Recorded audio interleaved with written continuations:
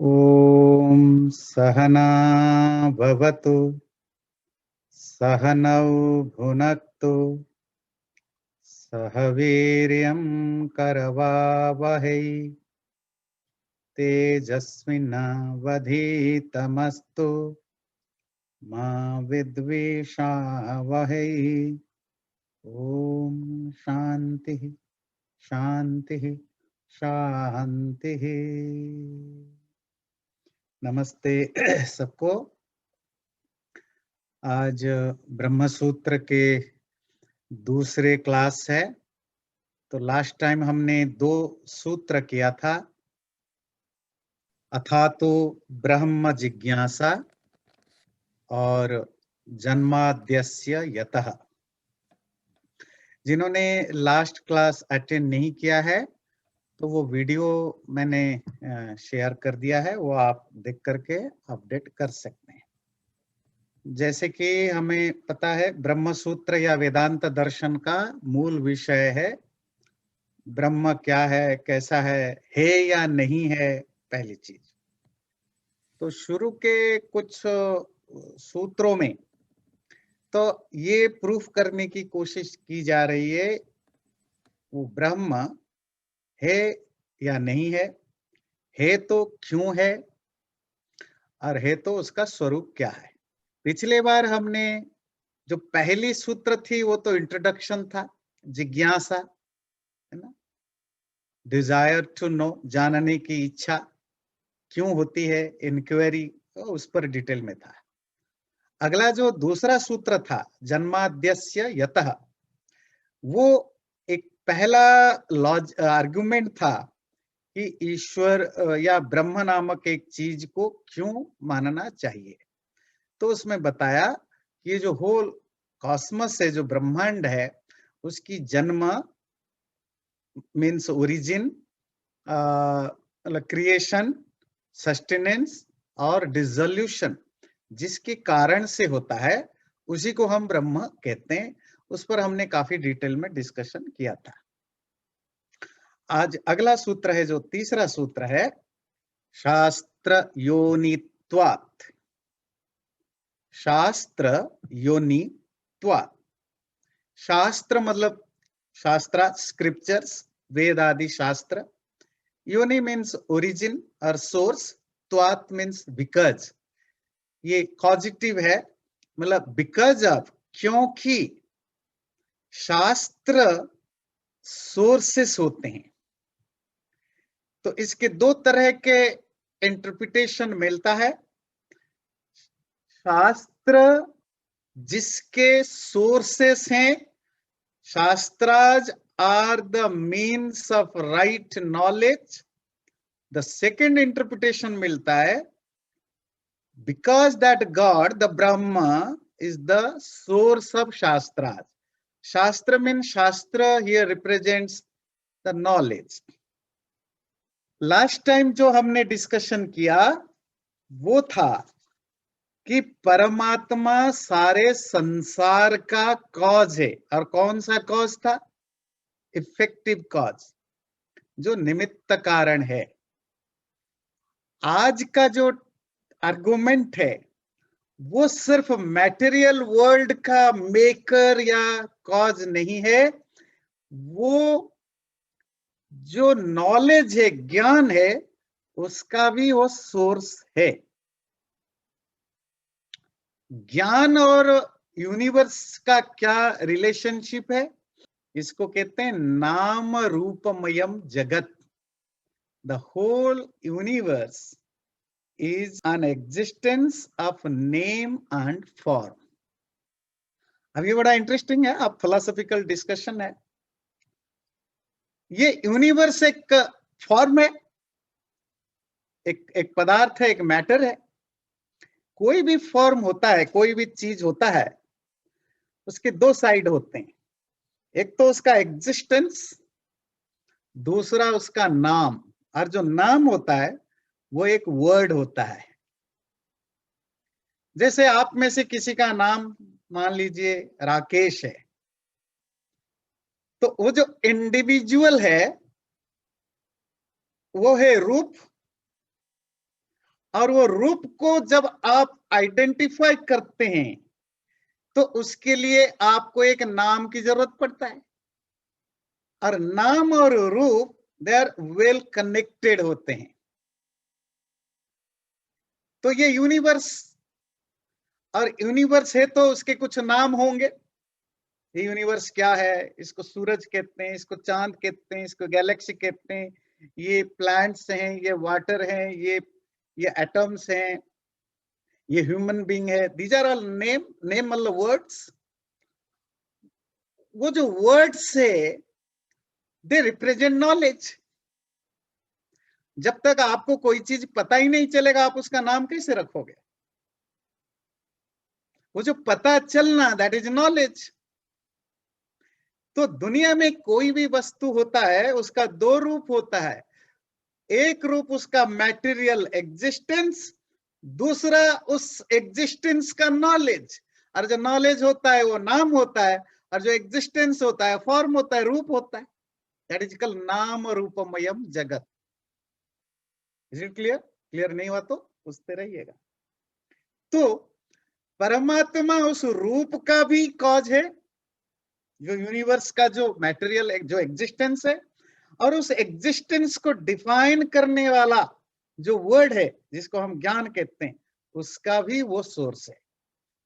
Second सूत्र में हमने पढ़ा परमात्मा इस संसार का सोर्स है, और आज हम जान रहे हैं इस सूत्र से कि उस संसार को डिफाइन करने वाला जो नॉलेज है उसका भी सोर्स परमात्मा ही है।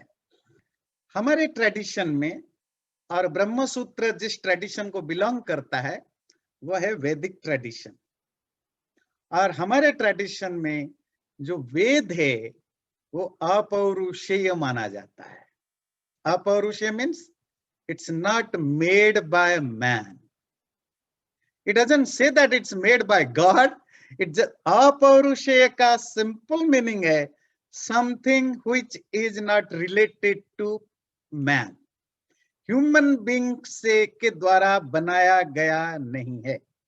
इसका क्या भाव है वो आप पिछले मैंने जो शास्त्रों की सीरीज में वेद के ऊपर जो लेक्चर हुआ था उस वीडियो में आपको मिलेगा, वो डिटेल में अपौरुषेय का क्या सेंस है, ह्यूमन मेड ना होने का क्या सेंस है।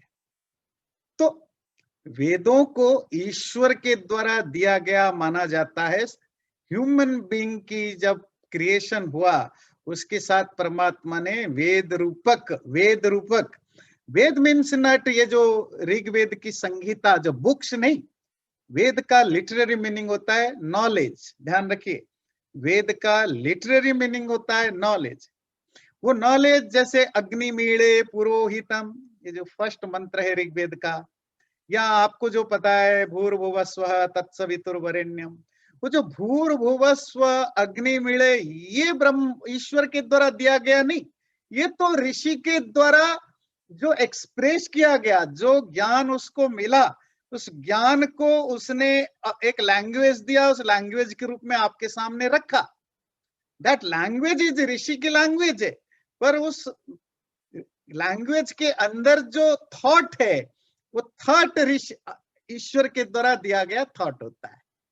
बात समझ में आती है? तो वो वेद ईश्वरीय है। इसको जस्टिफाई करने के लिए ब्रह्म सूत्र और जो दूसरे दर्शन शास्त्र एक आर्गुमेंट देते हैं कि ईश्वर सृष्टि के आरंभ में क्यों ज्ञान को देता है।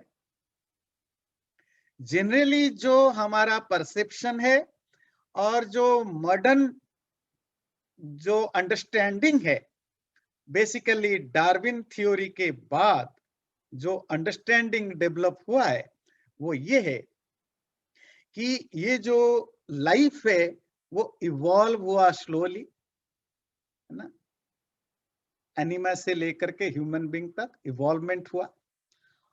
क्योंकि द थ्योरी ऑफ इवोल्यूशन है, it's not the evolution of life, it's evolution of everything. अब वो इवोल्यूशन थ्योरी में लैंग्वेज कैसे बनी? तो उस थ्योरी में है कि लैंग्वेज भी इवॉल्व हुआ। पहले ह्यूमन बीइंग को कुछ आता नहीं था, वो बस साइंस के द्वारा बात करता था, फिर धीरे धीरे धीरे नेचर को सीखा, उसने कॉपी किया जानवरों की, फिर धीरे धीरे डेवलप करके लैंग्वेज डेवलप हुआ। नॉलेज कैसे आया? बोला नॉलेज भी बस ऐसे ही धीरे धीरे धीरे इवॉल्व हुआ, उसको थिंकिंग प्रोसेस बढ़ा, बढ़ते बढ़ते बढ़ते वो नॉलेजेबल हुआ, साइंस टेक्नोलॉजी डेवलप हुआ। ये एक थ्योरी जो वेस्टर्न वर्ल्ड में डेवलप हुआ और सारे दुनिया में गया, थ्योरी ऑफ इवोल्यूशन। वैदिक थ्योरी ठीक इसका अपोजिट मानता है। उसका मानना है everything doesn't belong to the theory of evolution. Theory of evolution का एक लिमिटेड पर्सपेक्टिव है, पर सब जगह नहीं है।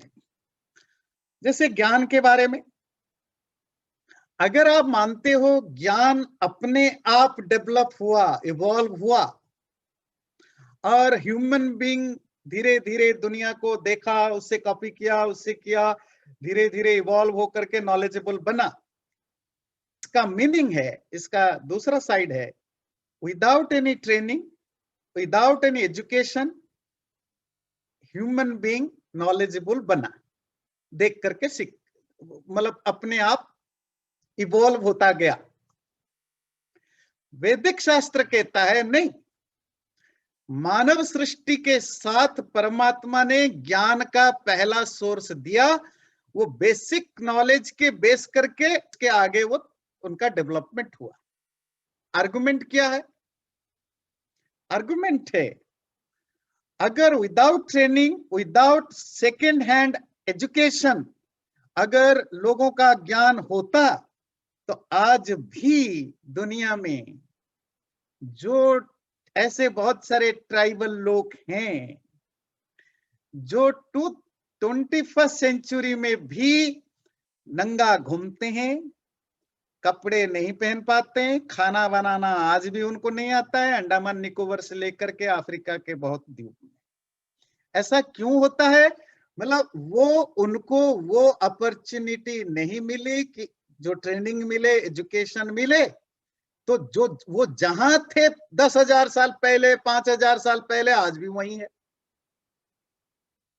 बहुत सारे पिछले 1000, 1200, 1500, 2000 साल में ऐसे बहुत एक्सपेरिमेंट हुए हैं, इवन आज भी, कि अगर कोई ह्यूमन बीइंग का बच्चा, इंसान का बच्चा, उसको आप जंगल में छोड़ दें, जानवरों के बीच में, और जब 25 साल के बाद, 50 साल के बाद आप उसको लाते हो, उसकी ना कोई लैंग्वेज होती है, ना कोई नॉलेज होता है, वो बिल्कुल वाइल्ड एनिमल की तरह बिहेव करता है और वैसे ही आवाज करता है। इसका मतलब है getting knowledge is not a natural process, it's not a natural evolution, you have to go through a proper training or proper education. अगर प्रॉपर ट्रेनिंग और एजुकेशन किसी दूसरे के द्वारा नहीं मिला, आप 10,000 साल के बाद भी वैसे ही वाइल्ड एनिमल की तरह रहोगे। इसका थर्ड एग्जाम्पल है एनिमल्स के ऊपर।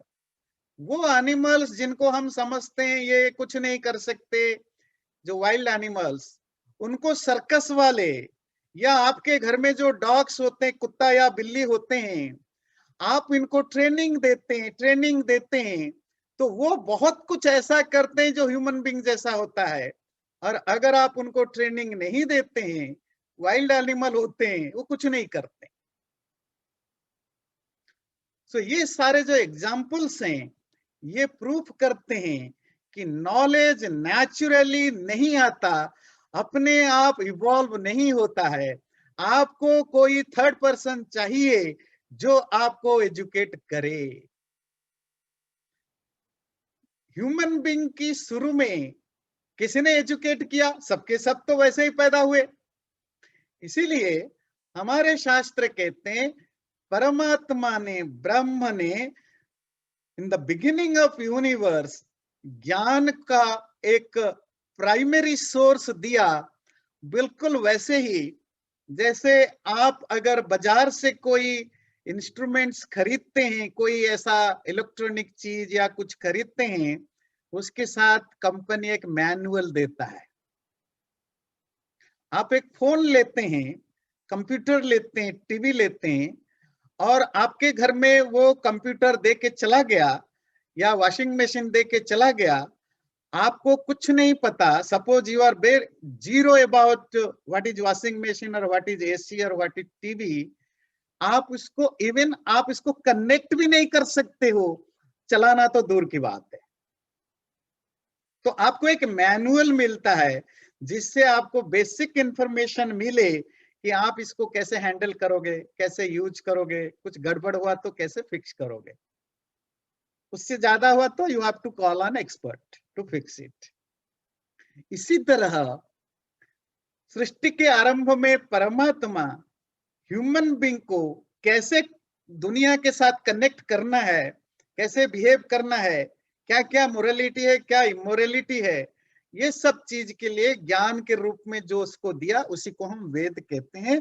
और वो एक मैनुअल की तरह हुआ, बिल्कुल प्राइमरी नॉलेज, उसके बेस पर फिर आप डेवलप करते हो अपने ज्ञान को। आपका थॉट, थिंकिंग और जो पहले से जो अपने एक्वायर किया नॉलेज, दोनों जब मिलते हैं, आप अपने नॉलेज को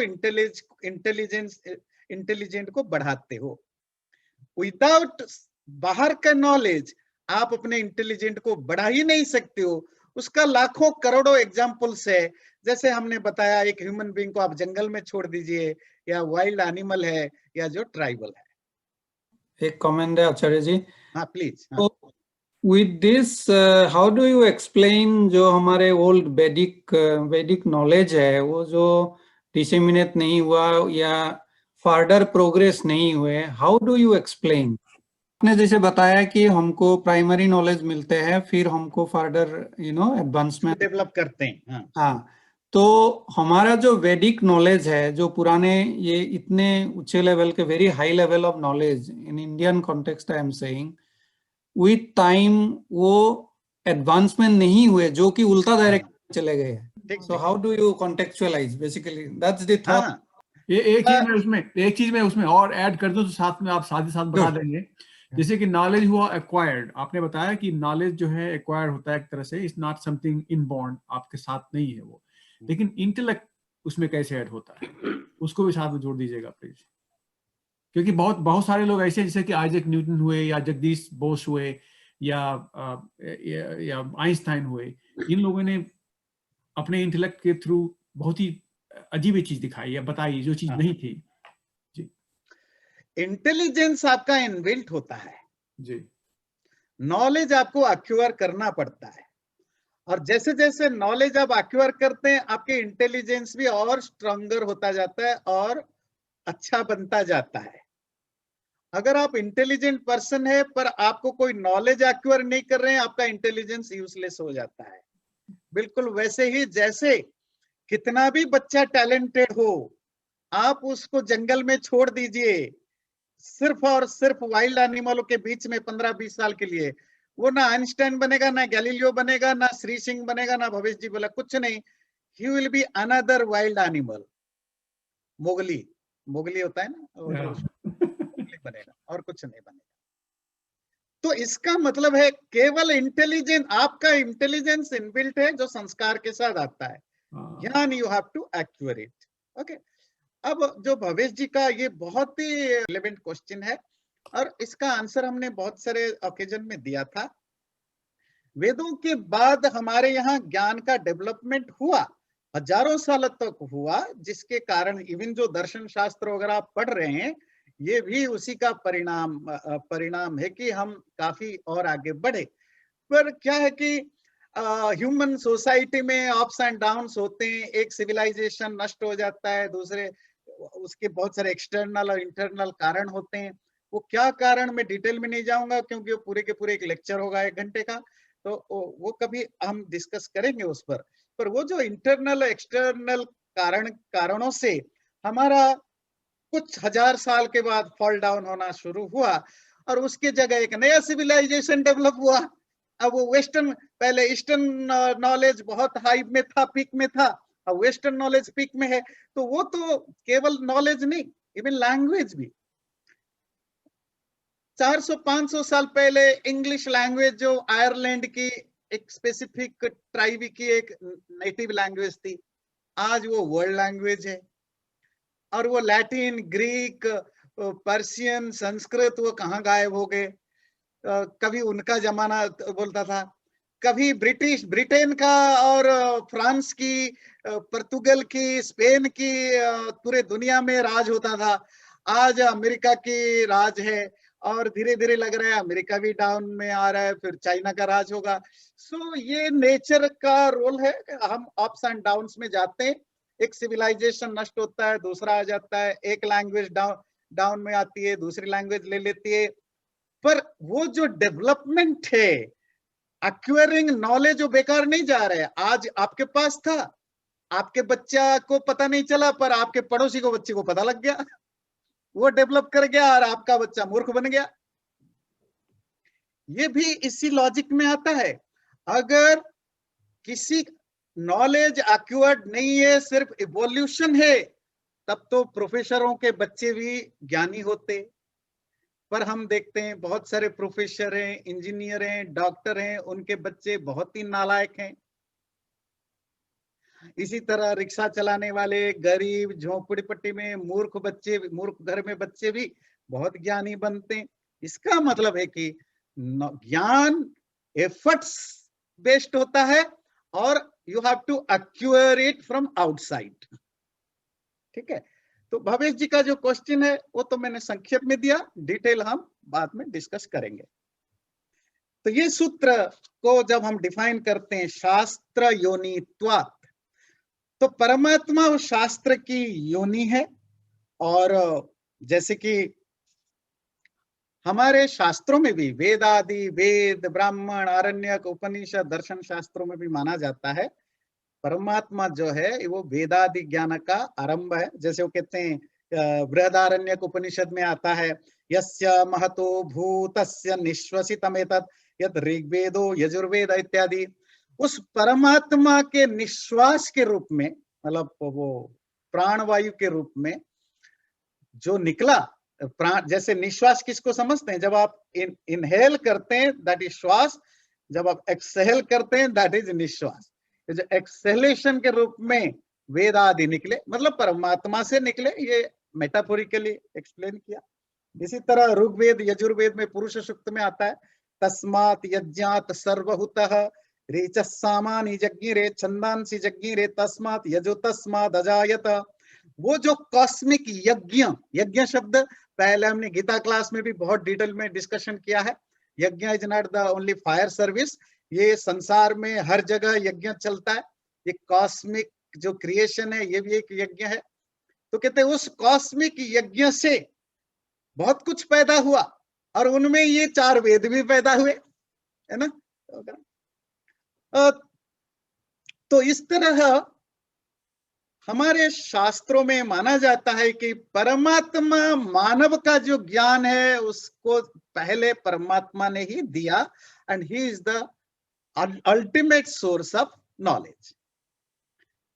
इस सूत्र का और एक व्याख्या है, Brahma is the primeval source of shastra. ये क्लियर हुआ, मतलब हमने डिस्कस किया। अब क्लियर आपका हुआ नहीं है वो तो हम डिबेट पर जानेंगे।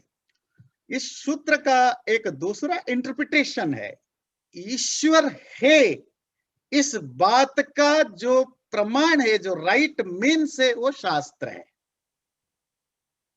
मतलब ब्रह्म है, how to proof there is a Brahm, ब्रह्म नाम का कोई चीज है, इसका प्रूफ क्या है। आंखों, इंद्रियों से तो आप देख नहीं सकते हो। जब आप इंद्रियों से देख नहीं सकते हो, दिखाओगे कैसे, बताओगे कैसे। 2 चीजें हैं, प्रत्यक्ष से ब्रह्म नहीं जाना जा सकता, प्रत्यक्ष समझते हैं, सेंसुअल जो नॉलेज से।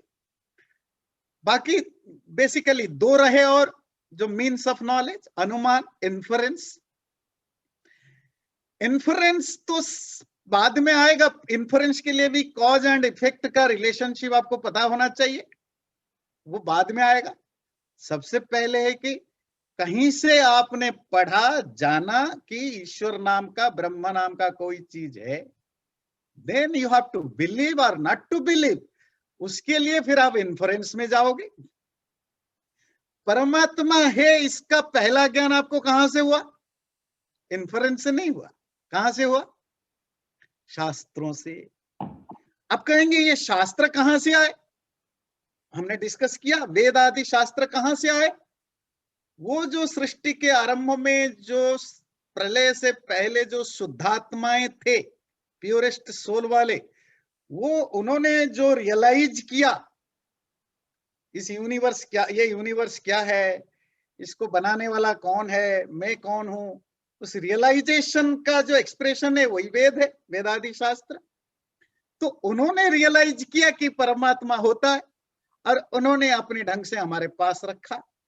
तो shastras are the first source to understand और to know there is an other existence beyond universe that is called ब्रह्म या आत्मा, परमात्मा, जो भी है। तो शास्त्रों के द्वारा ही ब्रह्म है इसका प्रमाण हमें मिलता है।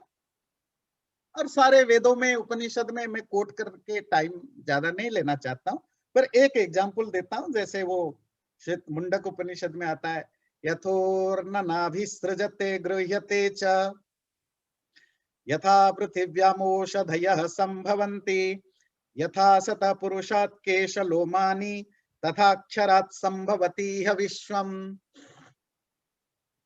वो कहता है जैसे ये उर्णा नाभि जानते हैं, उर्णा नाभि कहते हैं, मकड़ी होता है ना, स्पाइडर, इसको उर्णा नाभि कहते हैं। उसकी नाभि से, नावेल से उर्णा ऊन निकलता है, वो जो धागा निकलता है ना, थ्रेड्स, उसको कहते हैं ऊर्णा नाभि, क्योंकि उसकी नाभि से ऊर्णा निकलता है। स्पाइडर का दूसरा नाम है ऊर्णा नाभि।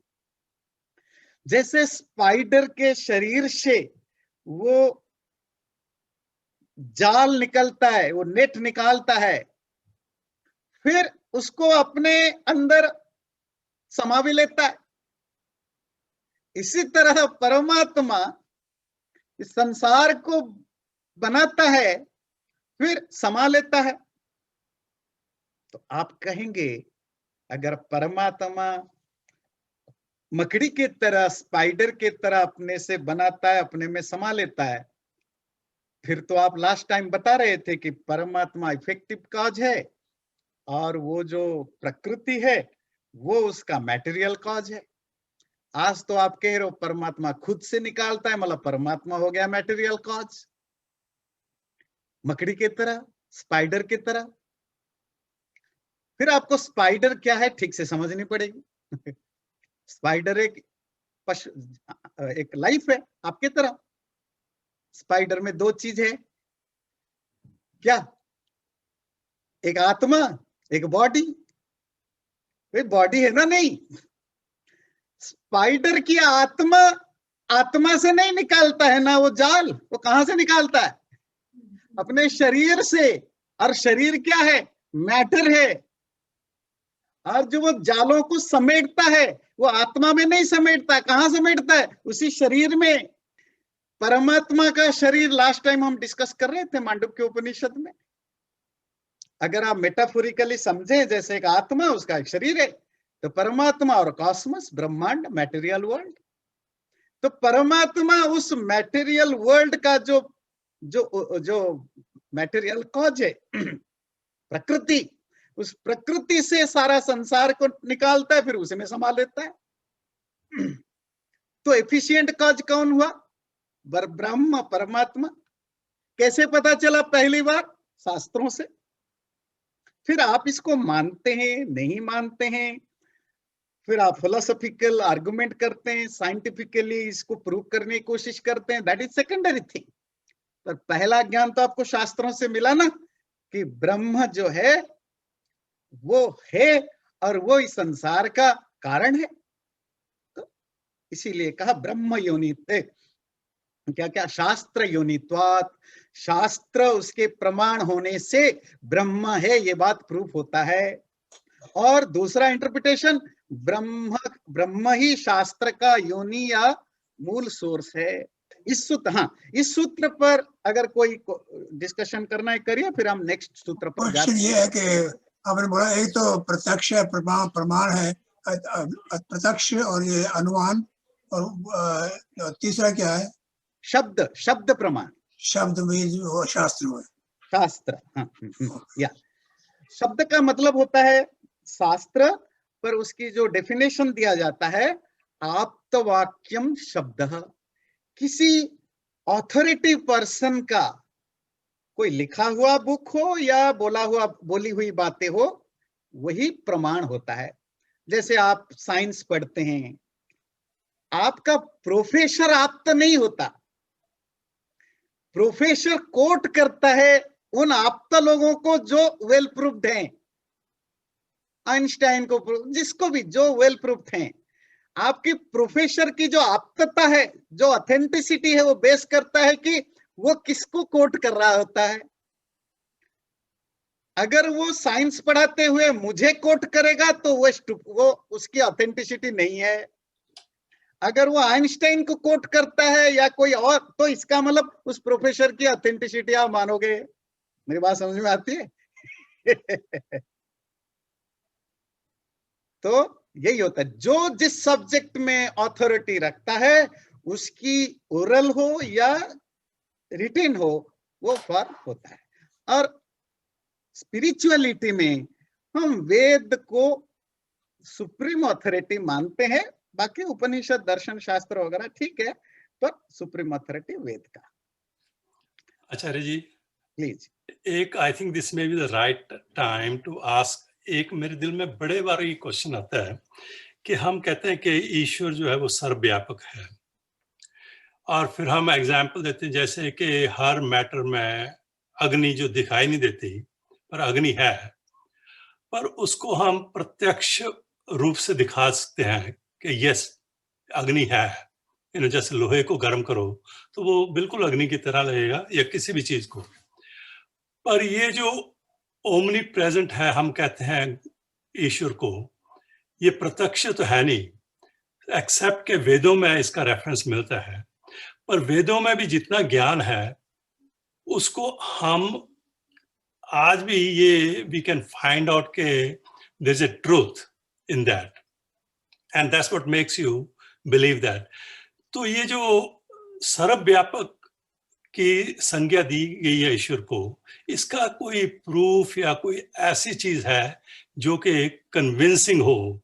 क्योंकि हमेशा ये ना प्रश्न उठता है कि कैसे God can be in every molecule and every atom and everything, और हर मैटर में। प्लीज। दो चीजें, ईश्वर सर्वव्यापक है, केवल ऐसा नहीं कि सिर्फ ईश्वर ही सब जगह है, इसीलिए हमें मुश्किल होता है डाइजेस्ट करना, कैसे कोई सब जगह हो सकता है। एनर्जी भी तो सब जगह है ना। कल हम मांडुक्य उपनिषद में डिस्कस कर रहे थे ना, वैश्वानर अग्नि को कहते हैं। ऐसा कोई फॉर्म नहीं है जिसमें आपको एनर्जी नहीं मिलती है ना। और तो इसका मतलब है कि साइंटिफिकली ऐसे बहुत सारी चीजें प्रूफ हो चुका है। जो ईथर है, जो स्पेस है, वो सब जगह है, एनर्जी है वो सब जगह है। इसका मतलब है और भी कुछ चीजें हैं जो सब जगह होते हैं, और सब जगह मतलब एवरी, वो जो एटम में वो होते हैं। ओके, वो तो एक सिंपल चीज है, आप लोग ज्यादा आसान समझेंगे। तो नेक्स्ट क्वेश्चन आपका है, कैसे हम माने या जाने कि ईश्वर है और वो सर्वव्यापक है? केवल वेद में है और तो कहीं नहीं है। हमारे शास्त्र ये नहीं कहते हैं कि वेद में लिखा है तो मान जाओ। कहते हैं जितने भी प्रमाण है वो एक दूसरे से इंटर रिलेट करोगे। पर पहला चीज होगा, आपको कहीं ना कहीं पहले तो आपको एक फर्स्ट हैंड नॉलेज चाहिए ना। तो आपने वेदादि शास्त्रों को पढ़ा और उसमें जो रियलाइज्ड लोग थे उन्होंने बताया कि भाई देखो, ब्रह्म नाम का एक चीज है, वो सर्वव्यापक है, वगैरह वगैरह वगैरह। कैसे पता चला? ये हमारा रियलाइजेशन है। ठीक है। अब उन्होंने अपने तरफ से जो भी जैसा समझाने की कोशिश करना था किया, क्योंकि उसको बहुत ज्यादा तो आप सिंपल भाषा में समझा नहीं सकते हो। अगर आप उतना मान के चुप हो गए तो आप गुड फॉर नथिंग है, फिर तो आप ब्लाइंड बिलीवर हो गए, और हमारे शास्त्र ये रिकमेंड नहीं करते। फिर आप इसको अनुमान प्रमाण से मैच कराओगे। अनुमान प्रमाण, जिसको आप कहते हैं, अनुमान का कंटेम्पररी ट्रांसलेशन क्या होगा? साइंटिफिक या लॉजिकल जो कंक्लूजन है, आप इसको लॉजिकली प्रूव करने की कोशिश करोगे। अनुमान यही है ना, इन्फरेंस। और इन्फरेंस किस पर बेस्ड होता है? कॉज एंड इफेक्ट का जो एक इटर्नल यूनिवर्सल रिलेशनशिप है, उस रिलेशनशिप को ठीक ठीक समझकर कॉज या इफेक्ट में से किसी एक को जानकर दूसरे को इन्फर करना, वो है ना। तो वो एक प्रॉपर प्रोसीजर है शास्त्रों में। हो सकता है वेदांत सूत्र में ही हम पढ़ेंगे इन्फरेंस कैसे किया जाता है। इट्स ए वेरी टेक्निकल और साइंटिफिक उसका प्रोसीजर होता है, बिल्कुल वैसे ही जैसे आजकल मॉडर्न साइंटिफिक खोज होता है। इन्फरेंस एक यूनिवर्सल लॉ है, इसमें कोई वो नहीं है। फिर आपने इन्फरेंस के द्वारा जो आपने शास्त्रों में पढ़ा, शास्त्रों में पढ़ा मतलब थ्योरी पढ़ा, इन्फरेंस के द्वारा आपने उसको लॉजिकली प्रूव किया।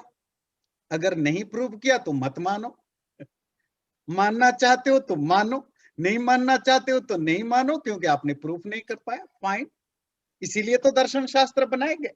और दर्शन शास्त्रों में इसीलिए तो एक दूसरे से डिबेट होता रहता है। क्यों डिबेट हुआ? इसीलिए ना, लॉजिकली प्रूव करने के लिए। आपने कुछ लॉजिक दिया, मैंने कहा ये लॉजिक इतना पावरफुल नहीं है, ये है, तो यही इसीलिए। पर इतने में बात खत्म हो गई? बोले नहीं, then come to the third stage, तभी पूरा होगा आपका ज्ञान। वो क्या है? प्रत्यक्ष। प्रत्यक्ष means then you have to direct experiences. Direct experience तो सेंसेस के द्वारा, और सेंसेस के द्वारा तो शटल थिंग को जाना नहीं जा सकता, परमात्मा को तो बिल्कुल नहीं। नहीं, सेंसेस नहीं, रियलाइज करो। अब हर चीज को सेंसेस से थोड़े ही जानोगे, कुछ दूसरा प्रोसीजर होगा। तो इसी तरह आत्मा और परमात्मा को जानने के लिए जो एक प्रेस्क्राइब्ड प्रोसीजर है, और वेल टेस्टेड प्रेस्क्राइब्ड प्रोसीजर है, जो हमारे पूर्वजों ने जिस प्रोसीजर को फॉलो करके उसको रियलाइज किया, आप उस प्रोसीजर को फॉलो करो, then you will realise it. जब आप तीनों फॉर्म पर जाते हो तो फिर आपका ज्ञान सच्चा ज्ञान होता है। उससे पहले तो सिर्फ आप बिलीव करोगे। तो ये किसी ने नहीं कहा कि वेद में लिखा है तो मान जाओ। मेरी बात समझ में आई? You have to follow the three means. जब तीनों मीन्स को मिलाओगे तब जो ज्ञान होगा वो एक्चुअल नॉलेज होगा ब्रह्म के बारे में। अगला सूत्र पर चलते हैं। आचार्य जी, आपने एक बार मुझे हमको बताया था, another way of knowing is intuition, which is the closest one can get to realization. So because all of us don't have that capacity to intuit, therefore we rely on the shabd of somebody who was able to realize and intuit this. That means could experience that oneness of Brahman. And so I think this is what you had meant. वो प्रत्यक्ष ज्ञान आपने कहा था कि intuition is a form of प्रत्यक्ष ज्ञान which is beyond the senses. So that's what I wanted to bring that. तो प्रत्यक्ष दो तरह का होता है। एक जो ग्रॉस लेवल पर जो सेंसेस के द्वारा नॉलेज होता है, एक शटल लेवल पर जो इंद्रियातीत, उसको अलौकिक प्रत्यक्ष, मतलब जो आप आत्मा के बेस पर रियलाइज करते हैं। अगर आप नॉलेज के अलग अलग लेयर्स होते हैं ना, अगर आप सिर्फ शास्त्रों को पढ़ के मान बैठे तो आप सबसे लोएस्ट लेवल पर नॉलेज के रहें। Even normal day to day life में भी आपने मीडिया में, सोशल मीडिया में कुछ देखा, पढ़ा और आप इसको सच मान बैठे तो आप नॉलेज के सबसे लोएस्ट लेवल पर हो। सेकंड लेवल क्या है? जो आपने देखा, पढ़ा, सुना, उसको आप इंटेलेक्चुअली, लॉजिकली इसको एनालाइज करते हैं, क्या ये सच है कि झूठ है, ट्राई करते हैं। That is the second level. Third level पर जो परफेक्ट नॉलेज क्या है? जब आप खुद उसको फिर अपने लाइफ में रियलाइज या एक्सपेरिमेंट करते हो। जो तीनों लेवल पर जाता है उसका ज्ञान एब्सोल्यूट है। जितना आपका लेयर कम होता जाएगा उतना ज्ञान आपका कम है। अगर सिर्फ आप शब्द प्रमाण पर टिके हो तो सबसे लोएस्ट लेवल का नॉलेज है। बात समझ में आती है मेरी बात? तो शब्द प्रमाण आपको हेल्प करता है, शब्द प्रमाण मतलब थ्योरी, आपको हेल्प करता है कि ओवरऑल आपको एक आइडिया देता है कि क्या सच है, क्या झूठ है, क्या ज्ञान है, क्या नहीं है। पर आपको अगर रियली उसको जानना है तो आपको फिर सेकंड स्टेप और थर्ड स्टेप पर जाना पड़ेगा। ठीक है, ओके। सो हम अगला एक सूत्र और लेंगे, टाइम हो रहा है। तत्व समन्वयात, तत् दैट वो, तू तो, समन्वयात ऑन अकाउंट ऑफ एग्रीमेंट और हार्मोनी, एग्रीमेंट या हार्मोनी होने के कारण से, तो वो बात आपको कुछ समझ में नहीं आया ये क्या मतलब हुआ? ये सूत्र की स्टाइल है, वो बिल्कुल बहुत कंडेंस्ड वे में बात करते हैं। इसमें जो बेसिक चीज है वो है समन्वय। समन्वय मतलब एग्रीमेंट और harmony. Harmony between what? Harmony between theory and practice, harmony between shastra and pratyaksha brahmanda, है ना? Harmony between realisation and inference. तो जितने तरह के ये जो बातें बताई गई अभी जो हम डिस्कस कर रहे थे ना, 3 लेवल पर नॉलेज होना चाहिए। जब तीनों लेवल के नॉलेज के बीच में सॉरी, ये ब्रह्मसूत्र खुद कहता है, जब तीनों लेवल पर आपकी ज्ञान के बीच में एक एग्रीमेंट बन जाए तो फिर वो ज्ञान है। और ब्रह्म की सत्ता ये तीनों लेवल पर एग्रीमेंट करता है, इसीलिए ब्रह्म है तीनों लेवल पर। शब्द प्रमाण भी है, शास्त्र भी मानते हैं कि ब्रह्म है, इन्फरेंस लॉजिकली भी हम अभी प्रूव कर रहे हैं और आगे करते रहेंगे कि ब्रह्म है। और जिन लोगों ने रियलाइज किया वो भी कहते हैं कि ब्रह्म है, और आप रियलाइज करोगे तो आपको भी पता लगेगा कि ब्रह्म है। ये फर्स्ट क्राइटेरिया। सेकंड एग्रीमेंट समन्वय, समन्वय के अलग अलग लेवल है। तो सेकंड समन्वय है कि ये जो यूनिवर्स है जिस रूप में आज हमें दिखाई देता है, और शास्त्रों में इस यूनिवर्स के बारे में जिस तरह बताया गया, इनमें भी एक एग्रीमेंट है। सॉरी, थोड़ा आप एक सेकंड रिवाइंड करेंगे? आपने कहा 3 levels of knowledge have to be realised and harmonised. वो 3 कौन सा था? Pratyaksha, the direct experience, direct cognisation जो सेंसेस के द्वारा जो नॉलेज करते हैं फर्स्ट, और प्रत्यक्ष का एक सेकंड लेवल होता है डायरेक्ट रियलाइजेशन जो आप सोल के आत्मा के लेवल पर रियलाइज करते हैं। तो प्रत्यक्ष 2 तरह का। सेकंड लेवल होता है इन्फरेंस, उसको कहते हैं अनुमान, जो लॉजिकल जो आप एनालाइज करते हैं। और थर्ड होता है शब्द, मतलब जो आपको शास्त्र या कोई रियलाइज्ड पर्सन की जो बातें हैं जैसे वेद आदि शास्त्र है। तो मैं एक चीज कोट करना चाहता हूं, वाचस्पति मिश्र जो कि वेदांत दर्शन के ही एक कमेंटेटर है, वो लिखते हैं, 1000 scriptures cannot convert a pot into a cloth. The authority of the scriptures cannot therefore be accepted without proof of experience. ठीक है, उसमें श्लोक है, नहीं आगमः सहस्रमपि घटम पठयितुम इष्टे।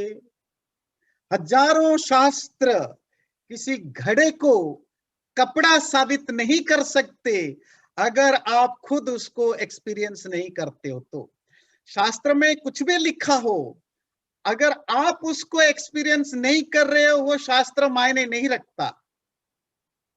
अगर किसी शास्त्र में जिसको आप मानते हो उसमें लिखा है कि चींटी काटने से दर्द नहीं होता है, पर आपको दर्द हो रहा है, तो वो शास्त्र बेकार है, आपका एक्सपीरियंस ज्यादा वैल्यूएबल है। बात समझ में आई?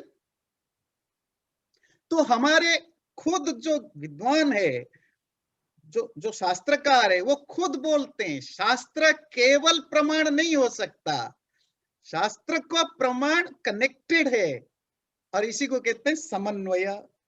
सो जो हम संसार में देखते हैं, दिस रिसेम्बलेंस, जो similarities could be made possible because both are creation of the same being।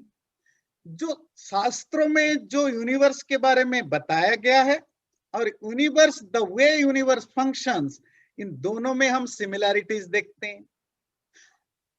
तो ये सूत्र कहता है वो सिमिलैरिटीज क्यों है? क्योंकि दोनों का सोर्स परमात्मा है। ये संसार भी परमात्मा के द्वारा बनाया गया है, और जिस ज्ञान के द्वारा इस संसार को समझते हो वो भी परमात्मा के द्वारा दिया गया है। इसीलिए दोनों में से कोई गलत होगा नहीं, दोनों में, इसीलिए आपको सिमिलैरिटीज दिखता है। दैट इज कॉल्ड समन्वय। So the word of name, ध्यान रखिए, शुरू में हमने डिस्कशन किया, जो शब्द प्रमाण है, शास्त्र है, वो नेम है, और जो फॉर्म ऑफ द वर्ल्ड है, जो वर्ल्ड है वो फॉर्म है। नाम रूपमयम जगत, उसमें नाम कौन है? शास्त्र है। रूप कौन है? जगत है। तो वो एक थ्योरी है, एक प्रैक्टिस है। हमारे शास्त्रों में बताया गया कि existence can not proceed from non existence, नासतो विद्यते भावः। एग्जिस्टेंस कभी भी नॉन एग्जिस्टेंस से आ ही नहीं सकता, और उसके लिए हजारों शास्त्रों में हमें एग्जाम्पल मिलता है। और जैसे जैसे हमारा साइंटिफिक डेवलपमेंट होता है, अब हम मानने को मजबूर हैं। 50 साल पहले होता, 100 साल पहले होता तो आप डिनाई कर देते, जी साइंस में तो नहीं मानता, पर आप तो मानता है ना कि मैटर और एनर्जी ये कन्वर्ट हो जाते हैं, पर इनका एग्जिस्टेंस कभी खत्म नहीं होता है। तो एक्सपीरियंस हुआ, शास्त्र प्रमाण, नाम और यूनिवर्स, दोनों के बीच में ये जो दोनों के ज्ञान का समन्वय क्यों हुआ? वेदांत सूत्र कहता है क्योंकि दोनों परमात्मा के द्वारा दिया गया है। वेद शास्त्र भी और ब्रह्मांड भी दोनों परमात्मा के द्वारा बनाया गया, इसीलिए दोनों के बीच में वो समन्वय बनता है। और एक चीज जो इंटरेस्टिंग आपको समझना है वो है कि समन्वय का दूसरा, समन्वय का मतलब होता है एग्रीमेंट और हार्मोनी। कारण, कॉज और कार्य, उसका जो इफेक्ट है, ये दोनों के बीच में एक हार्मोनी होती है। और वो हार्मोनी क्या है? कॉज में जो भी गुण कर्म स्वभाव होता है, गुण धर्म स्वभाव, गुण धर्म स्वभाव समझते हैं, उसकी प्रॉपर्टीज, उसका नेचर जैसा भी होता है, आपको उसके जो इफेक्ट है उसमें भी सेम चीजें मिलेगा। मिट्टी का बना हुआ घड़े में उसी मिट्टी के गुण धर्म स्वभाव मिलते हैं, लोहे के बने हुए घड़े में वही गुण धर्म स्वभाव मिलेंगे। ठीक है, ये जो कनेक्शन है, ये जो एग्रीमेंट है, ये समन्वय है। इस समन्वय के बेस पर संसार चलता है। यहां हम क्या आर्ग्यू करना चाहते हैं इस लॉजिक के बेस पर कि ये जो यूनिवर्स है उसका संगठन, संगठन मतलब हमारे शास्त्रों में बताया ये यूनिवर्स संगठन से बना है। संगठन समझते? Combination, combination of what? सत्व रज तम। आप सत्व रज तम नहीं पढ़ा है तो आप अगर मॉडर्न कुछ दूसरा पढ़ा है, आप कहेंगे एटम्स है, इलेक्ट्रॉन है, न्यूट्रॉन है, प्रोटॉन है। आप कहेंगे 5 बेसिक एलिमेंट्स है। आप किसी भी लेवल पर बात करो, ग्रॉस लेवल पर करो, शटल लेवल पर करो, स्पिरिचुअल लेवल पर करो, साइंटिफिक लेवल पर करो, कॉम्बिनेशन। और जहां जहां संगठन है कहते हैं वहां विघटन है, विघटन, सेपरेशन। ये यूनिवर्स क्या है? शास्त्र कहता है ये संगठन और विघटन का खेल है। It's a game of combination and separation. combination of different elements is creation, separation of all the elements is called dissolution. तो हमारे शास्त्र बोला संगठन और विघटन तो संसार में यही होता है। ये बात ज्यादा बड़ी बात नहीं है, ये जो मैंने आपको कहा ये तो आपको भी, आप भी इजीली एग्री कर जाएंगे। जो चीज आपको बताना है वो अब मैं बताने जा रहा हूं, वो है कि कोई भी संगठन और विघटन, कोई भी कॉम्बिनेशन और सेपरेशन रैंडमली नहीं होता यूनिवर्स में। हम देखते हैं ये वेल ऑर्गेनाइज्ड है, वेल डिलिबरेटेड है, वेल और वेल थॉट्स के बेस पर है। इवन एक पत्थर भी टूटता है, उसमें जो एटॉम्स बनते हैं वो रैंडमली नहीं हुआ, उसमें एक प्रॉपर प्रोसीजर है। अगर वो प्रॉपर प्रोसीजर उसमें नहीं होता, जिसको वैदिक भाषा में कहते हैं रितम, रितम मतलब सम इटर्नल लॉज ऑफ नेचर, जिसके बेस पर आज आप टेक्नोलॉजी को डेवलप करते हैं। कोई भी टेक्नोलॉजी हो ही नहीं सकता अगर उस लॉ ऑफ नेचर इटर्नल ना होता। लोहे के कुछ पर्टिकुलर प्रॉपर्टीज है, उसका बिहेवियर का एक पैटर्न है, उस पैटर्न को आप समझते हो, उसके बेस पर आप डिसाइड करते हो लोहे से मैं क्या बनाऊं क्या ना बनाऊं, कहां बनाऊं क्या ना बनाऊं, है ना। अगर आपको पता होता कि लोहा फ्लक्चुएट कर सकता है, वो उसका कोई फिक्स्ड नहीं है, तो आप कुछ नहीं बना सकते हो। टेक्नोलॉजी का क्या मतलब है, यूजलेस है। That is called rhythm, universal law of nature.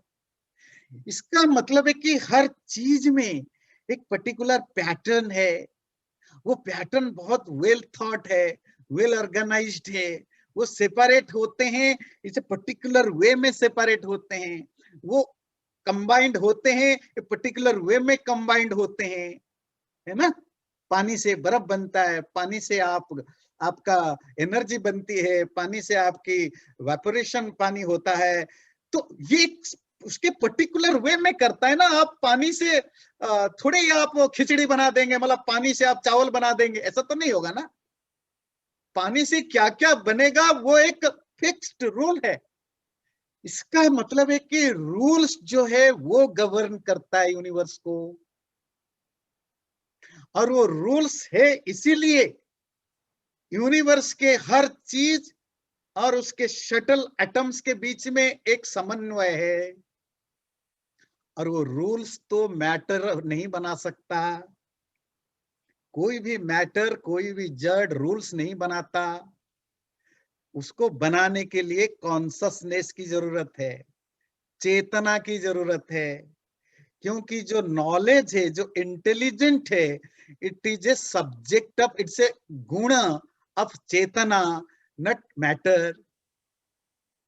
इससे लगता है ये यूनिवर्स में जो समन्वय दिखता है, इससे लगता है कोई ना कोई है जिसने ये समन्वय को बनाया। मेरी बात समझ में आ रही है? एक क्वेश्चन है आपसे जी, क्लैरिफिकेशन। हाँ, क्विकली आपने बताया था पहले कि this is kind of there is an existence and there is no existence and something beyond both two.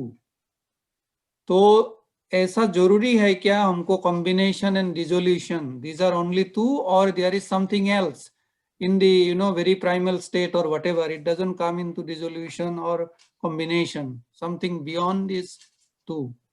Yeah, so topic है कि ये जो यूनिवर्स है, जो विजिबल यूनिवर्स है, जो हम देखते हैं या जिसके साथ हमारा कम्युनिकेशन हो रहा है ना, वो यूनिवर्स जो है वो संगठन से बना है और विघटन हो जाता है। हमारा बॉडी है, हमारे आसपास दुनिया में हम देखते हैं। तो ये तो संगठन और विघटन के बेस पर है, कॉम्बिनेशन और सेपरेशन। आपका क्वेश्चन है कि क्या हर चीज कॉम्बिनेशन और सेपरेशन बेस पर है, ऐसा कुछ है जो इससे बियॉन्ड है ना। जो इवन जो यूनिवर्स है, मैटेरियल यूनिवर्स, उसकी जो मूल जो बेसिक है वो है प्रकृति। वो प्रकृति में भी तीन चीजें होती है, सत्व रज तम, और ये तीनों का कॉम्बिनेशन तो नहीं कहेंगे, इन तीनों को एक यूनिट माना जाता है। It's a single unit. Single unit में तीन पार्टिकल्स हैं। तो जब वो प्रलयावस्था में होते हैं वहां कोई संगठन या विघटन नहीं हो रहा होता है। संगठन विघटन का मतलब creation. To make something you have to separate and you have to combine something. तो हम जब यूनिवर्स की बात करते हैं, universe is always in a creation mode. Last time भी मांडुक्य उपनिषद में डिस्कस कर रहे थे ना, जागृत अवस्था, तो उसकी बात कर रहे हैं। नंबर 2, आत्मा और परमात्मा क्योंकि क्रिएटेड नहीं है तो वहां ना संगठन होता है ना विघटन होता है। पर क्वेश्चन है, आत्मा परमात्मा तक पर तो हम क्वेश्चन उठा रहे हैं। अभी तक हमें पता क्या है कि आत्मा है या नहीं है, परमात्मा है नहीं है, इसीलिए तो हम डिबेट कर रहे हैं। अभी तक तो हम कंक्लूजन पर नहीं पहुंचे हैं ना कि परमात्मा आत्मा है। हम उसी को जानने के लिए डिबेट कर रहे हैं। और किस पर डिबेट कर रहे हैं? किसके बेस पर? जो हमें दिखाई दे रहा है। क्या दिखाई दे रहा है? ये मैनिफेस्टेड यूनिवर्स। तो हम इस मैनिफेस्टेड यूनिवर्स को देखकर, उसके फंक्शंस को देखकर, we are trying to bring a conclusion कि ब्रह्मा है या नहीं है।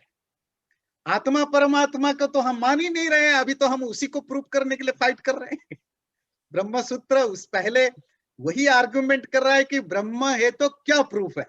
जब वो एस्टैब्लिश्ड हो जाएगा ब्रह्म है, फिर हम डिस्कस करेंगे वो ब्रह्म लाल है, पीला है, काला है, वो छोटा है, बड़ा है, दैट्स अ सेकेंडरी थिंग। वो स्वरूप लक्षण। अभी तो हम तटस्थ लक्षण में है। Thank you. ओके, मैं कंक्लूड करूंगा इस समन्वय का। ये जो समन्वय मतलब जिसको हम एग्रीमेंट कहते हैं, सूत्र बताता है, उसके लिए 6 फॉर्मूला दिया। बोले ये 6 फॉर्मूला अगर जहां हो उसी को कहते हैं एग्रीमेंट और हार्मोनी। अब वो क्या 6 फॉर्मूला? ये फॉर्मूला जो है वो शंकराचार्य से मैं कोट कर रहा हूं। जो कैरेक्टरिस्टिक्स है एग्रीमेंट का, उपक्रम, उपसंहार, एक वाक्यता, बिगिनिंग और एंड। मान लीजिए मैं एक स्पीच दे रहा हूं या ग्रंथ लिख रहा हूं, मेरी बिगिनिंग और एंड के बीच में अगर यूनिफॉर्मिटी ना हो तो फिर वो रिलायबल नहीं होगा। मैंने शुरू किया, वो आपने वो जोक सुना होगा ना कि बच्चा तो ऐसे रट के गया था। अब हम तो रट के जाते थे ना पहले, कि गाय की आत्मकथा, ऑटोबायोग्राफी ऑफ काउ। तो टीचर ने बताया यही आएगा, गाय की आत्मकथा। रट के गया। अब पेपर में आ गया फ्लड, बाढ़। तो उसने लिखा बाढ़। बाढ़ ऐसा है कि जब बहुत बारिश होती है तो बाढ़ आता है, नदियों के बांध टूट जाते हैं, सब जगह पानी हो जाती है। उस पानी में हर कोई बह जाता है, उसमें गाय भी बह जाती है। उस गाय के 4 पैर होते, 2 सिंग होते। And he wrote all the guy की आत्मकथा। आप इसको कितना नंबर दोगे 10 में से? अब दोगे 1 या 0? क्यों? शुरू किया बाढ़, हेडिंग है बाढ़, उपक्रम बिगिनिंग हुआ बाढ़, एंड हुआ गाय के साथ। इसी तरह इवन मैं कुछ बोल रहा हूं, आप कुछ बोल रहे हैं, आपने शुरू किया कहीं और एंड किया कहीं, वो रिलायबल नहीं, समन्वय नहीं। कोई भी शास्त्र, और ये यूनिवर्स में भी सेम थिंग। मतलब आप कहेंगे कि लोहा से तो पिलर बना और एंड हुआ पिलर तांबे में, कॉपर में। नो समन्वय। यूनिवर्स में ऐसा नहीं होता है। और हमारे शास्त्र में भी ऐसा नहीं मिलता। जहां मिलेगा आप इसको नहीं मानना, अगर उसमें एक रूपता ना हो। सेकंड बोला, लेट हो गया, मैं जल्दी जल्दी कर लेता हूं। अभ्यास, रिपीटेशन, मतलब वो जो चीज आपने एक नोट किया वो चीज रिपीटेडली होना चाहिए ना।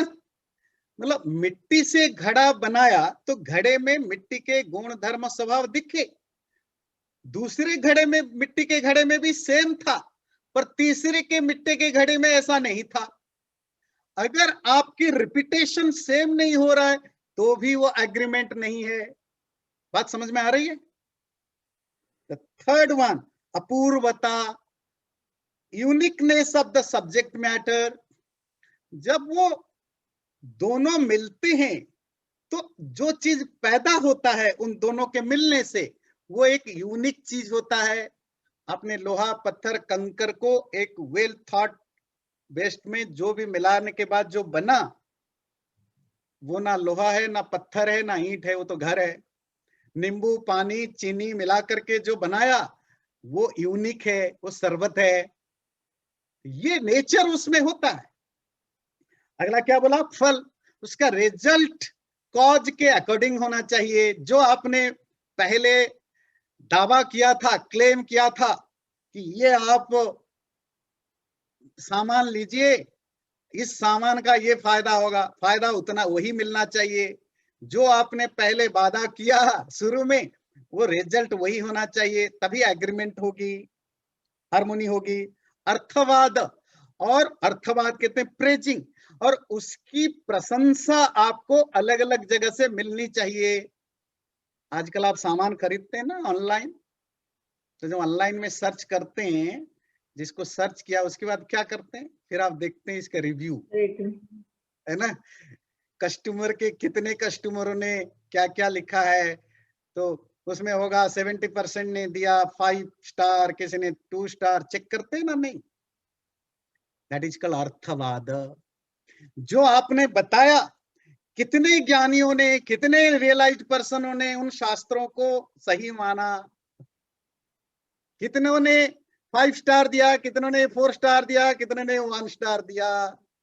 जिन्होंने भी रियलाइज किया, आपने वेद पढ़ा, शास्त्र पढ़ा और उसके बेस पर रियलाइज किया, आपने कहा नहीं, जो जो लिखा गया वो तो ऐसा नहीं है, कुछ और है।